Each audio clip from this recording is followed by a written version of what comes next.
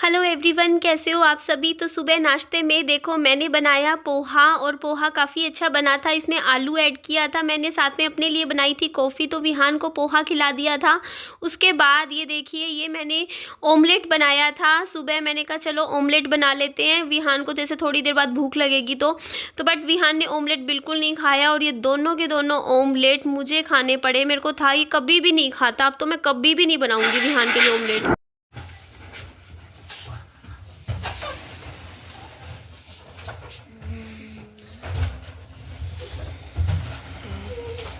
एक दो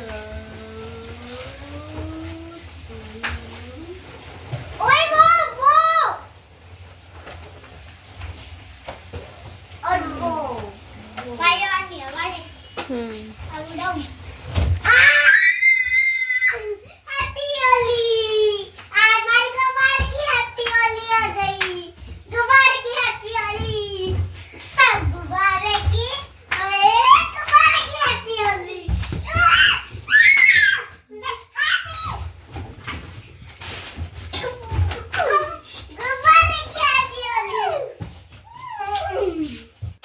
होली किस तारीख की है मुझे ज़रूर बताइएगा। उसके बाद आज मैं मार्केट में आ गई हूँ बाज़ार, क्योंकि मेरे घर में फल फ्रूट बिल्कुल ख़त्म हो गए हैं, और हर दूसरे दिन मुझे फ्रूट्स ख़रीदने आना ही पड़ता है, क्योंकि 2 दिन चलते हैं। मैं 2 दिन के ही फ्रूट्स लेकर आती हूँ, क्योंकि जल्दी फिर कहते हैं ना फ्रूट्स ज़्यादा भी ख़राब हो जाते हैं। तो मैं यहाँ से 1 दर्जन केले ले रही हूँ।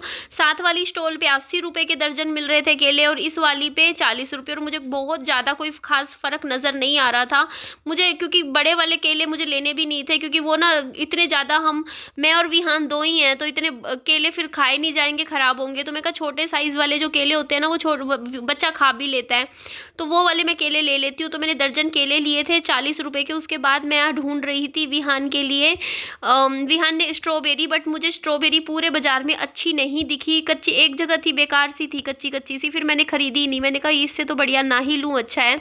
और आलू भी रखे थे, तो यहाँ चीकू मैं पूछ रही थी, और चीकू काफ़ी महंगे हैं, 120 रुपये के किलो बोल रहे थे। तो मैंने सोचा था मैं 60 रुपये के ले लूँगी, पर ये बहुत सख्त थे चीकू, और ये कच्चे कच्चे से लग रहे थे, तो मैंने नहीं लिए। उसके बाद मैं आई पपीता की दुकान पे, यहाँ से मैंने 100 रुपये का पपीता ख़रीदा है। पता नहीं अच्छा निकलेगा नहीं निकलेगा। मैं 2 बार पीछे पपीता लेकर गई हूँ, और दोनों बार इतना गंदा निकला पपीता। और 100-150 रुपये इतने रुपये का आता है पपीता, क्योंकि कई बार 200 रुपये तक का भी पपीता आता है, और फिर वो इतनी महंगा आप खरीद रहे हो और वो अंदर से पूरा ख़राब निकले तो दिल टूट जाता है। इसलिए मैंने काफ़ी टाइम पपीता नहीं खरीदा। बट पपीता हेल्थ के लिए बहुत अच्छा होता है। पपीता जो होता है ना, डाइजेशन के लिए भी अच्छा होता है। तो मैंने आज खरीद ही लिया। विहान के लिए ही खरीदती हूँ फल फ्रूट, मैं तो कम ही खाती हूँ, क्योंकि कहते हैं ना कि माँ जब बच्चा हो जाता है तो हम अपने बच्चों के लिए सोचते हैं कि बच्चे खाएं। तो उसके बाद मैंने यहाँ से, विहान ने मुझे बोला कि काला अंगूर खरीदो, तो काला अंगूर था आई थिंक ये 70-80 रुपये का आया है, आधा किलो 80 रुपये का, 80 रुपीज़ का इतना सा आया अंगूर, काला अंगूर। तो यहाँ से मेरी फल फ्रूट की शॉपिंग हो गई थी। हाँ, एक ड्रैगन फ्रूट रह गया था, फिर मैं दोबारा गई बाजार, ड्रैगन फ्रूट लेकर आई बच्चे के लिए। बोलता मेरा ड्रैगन फ्रूट नहीं लाई मम्मी, ड्रैगन फ्रूट नहीं लाई, मैंने बोला था आपको, मैं भूल गई। फिर मुझे दोबारा जाना पड़ा मंडी, इतने किलोमीटर, 4-5 किलोमीटर दूर, दोबारा सिर्फ एक फ्रूट के लिए लेकर आई। फिर मैं लेकर आई ड्रैगन फ्रूट, फिर मैंने बच्चे को खिलाया ड्रैगन फ्रूट, तब जाके खुशी हुई बच्चे को। तो उसके बाद मैं आ गई थी दुकान पे, क्योंकि दुकान पे देखो हम आजकल 1000 रुपये की सच में वैल्यू ही नहीं है। एक दिन का राशन वगैरह जो खर्चा होता है ना डेली का, उसमें 1000 रुपये तो कहाँ चला जाता है पता ही नहीं चलता है। तो लग जाता है, आप कितना भी कर लो, क्योंकि देखो आपको घर में क्या नहीं चाहिए होता है। 2 पैकेट दूध चाहिए, तो देखो दूध भी चाहिए, तो 60 रुपये का तो दूध ही आ जाता है। तो यहाँ से देखो मैं अंडे खरीदूंगी। मैंने 10 अंडे खरीदे पहले, तो उसके बाद मैं ब्रेड देख रही थी, तो मैंने सोचा छोटा पैकेट एक मुझे दिखाई ब्रिटानिया का ब्रेड का, ये मुझे अच्छा लगा, क्योंकि ये बहुत साइज़ भी इसका सही है, छोटा सा है। तो आज में ख़त्म हो जाएगा, तो मैं देखूंगी 2-3 दिन की है एक्सपायरी डेट। मैंने बस पता नहीं मैंने क्या बनाऊंगी ब्रेड का, मुझे नहीं पता, बस मैंने ले लिया। तो उसके बाद मैंने अंडे खरीदे। अंडे के बाद मैंने भैया को बोला कि भैया मुझे आधा किलो दही भी दे दो। एक्चुअली दूध रखा है, पर घर में खट्टा नहीं था कि दही जमा लो, और मुझे दही जमाना आता भी नहीं है। आप लोग मुझे सिखाना दही कैसे जमाते हैं, क्योंकि मेरी ससुराल में मेरी दही हमेशा मेरी सास जमाती थी।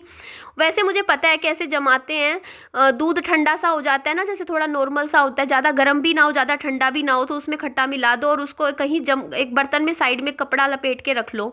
पता तो है मुझे, बट मैंने कभी जमाया नहीं, क्योंकि यहाँ पे भी घर में क्या होता था, मम्मी जमा देती थी, तो होता नहीं कि मेरे को कभी मौका ही नहीं मिला। फिर यहाँ से देखो मैं दही खरीद रही थी, मैंने आधा किलो दही खरीदी है और खट्टा लगा दूंगी। आज मैं पक्का कोशिश करूंगी घर पे ही दही जमाऊं। तो दही मैंने इसलिए ली, मैंने सोचा दिन में नमकीन चावल बना देंगे, अच्छे लगेंगे, दही के साथ खाएंगे। अब तो थोड़ा मौसम भी गर्म गर्म सा हो रहा है।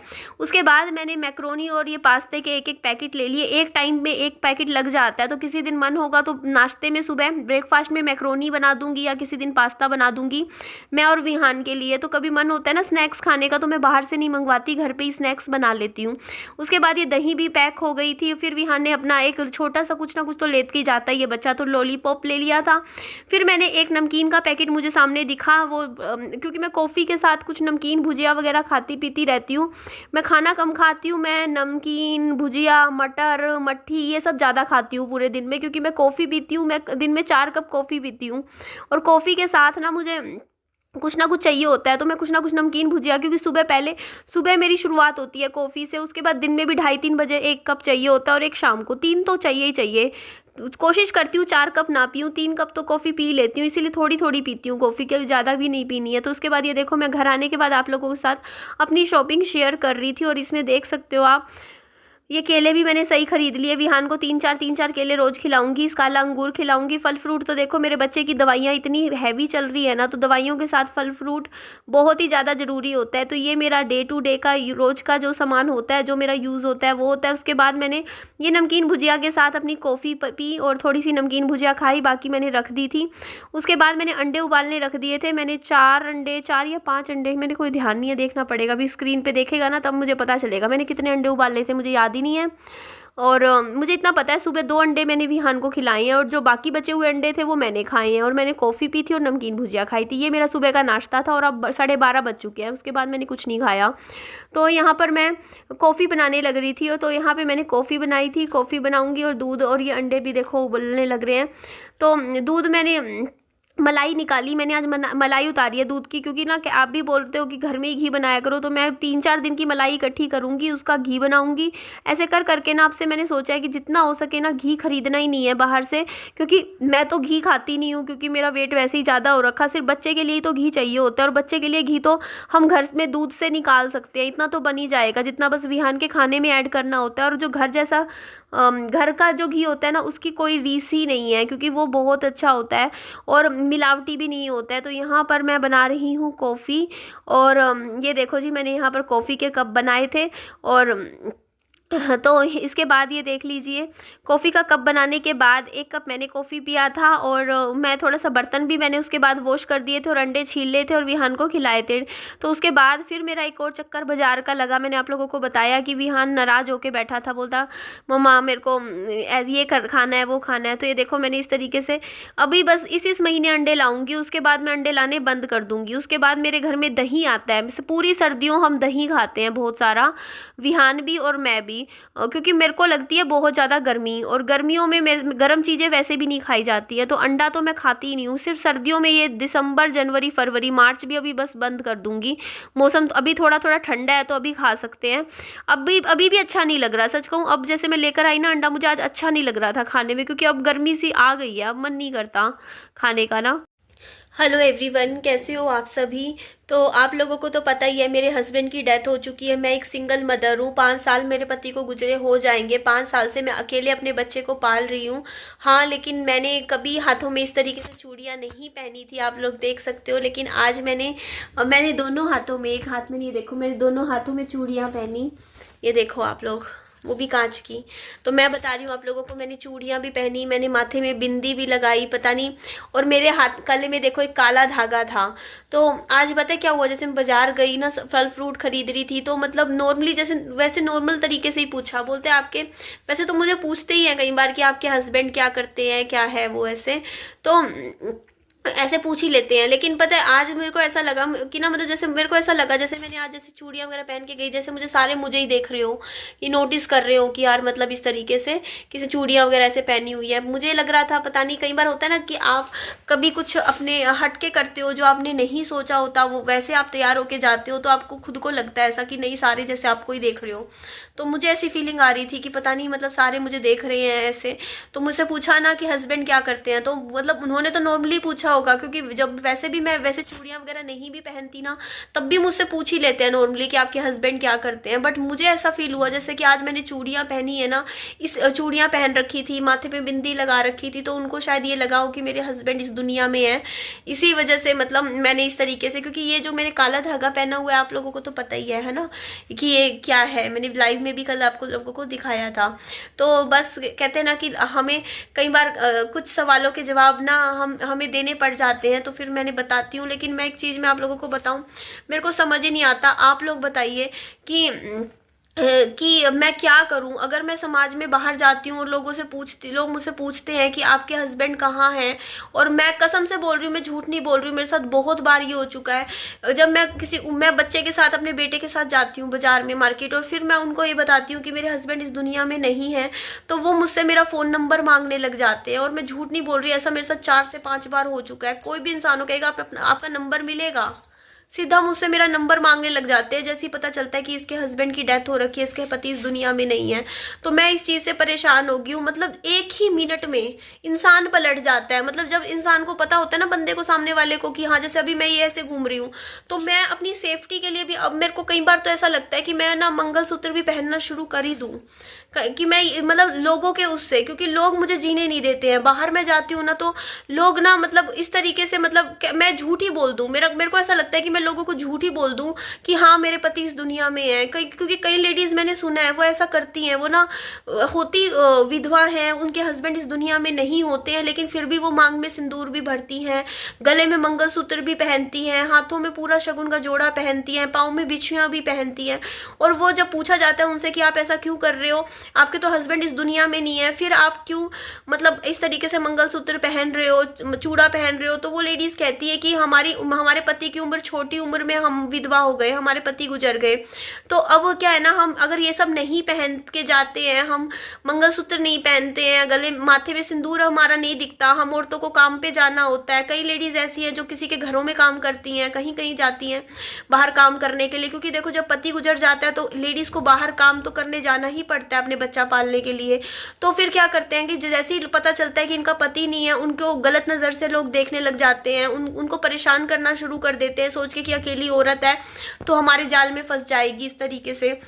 तो इस तरीके से इस परेशानी से बचने के लिए लेडीज क्या करती है ना, मतलब बाहर दुनिया को बताती ही नहीं है कि हमारा पति नहीं है। ऐसे बोल देती है कि हमारा पति बाहर नौकरी करता है, मतलब इस दुनिया में है, ये बोलता है। जहाँ भी जाती है ये कहते हैं हमारा पति बाहर नौकरी करता है, और सिंदूर मंगलसूत्र लगा के जाती है बाहर। ये मैंने बहुत बार सुना, इवन मुझे भी बोला गया था, और इवन मेरी सास ने भी मेरे गले में मंगलसूत्र पहनाया था। मैं झूठ नहीं बोल रही हूँ।